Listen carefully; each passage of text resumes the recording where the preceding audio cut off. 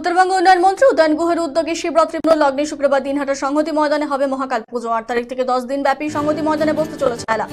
এদিন দুপুর এক শোভাযাত্রার মধ্যে দিয়ে দিনহাটা আদাবাড়ি ঘাট থেকে জল নিয়ে আসা হলেও পুজোর উদ্দেশ্যে এদিন এই শোভাযাত্রায় পা মেলান উত্তরবঙ্গ উন্নয়ন মন্ত্রী উদয়ন গুহ। এদিন তাকে নাগারা বাজাতেও দেখা যায়।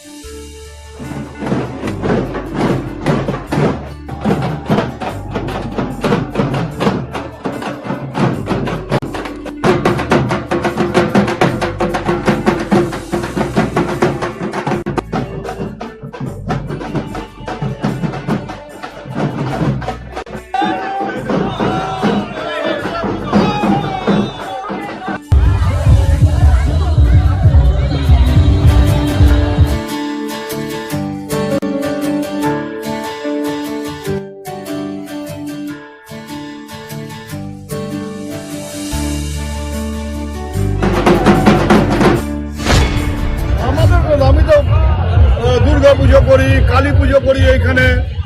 এবার এই আমাদের ছেলেপেলেরা সবাই ইয়েতে যায়, মানে জয়ন্তীতে যায়, বাবাধামে যায়।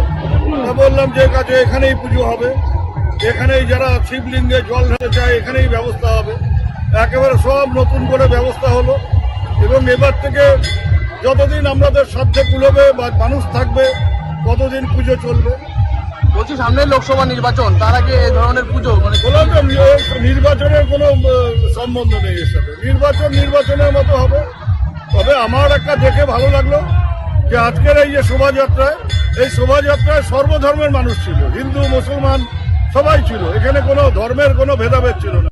আমি মুসলিম ছেলেদেরও দেখেছি মাথায় তারা তিলক কেটে মিছিলে আছে।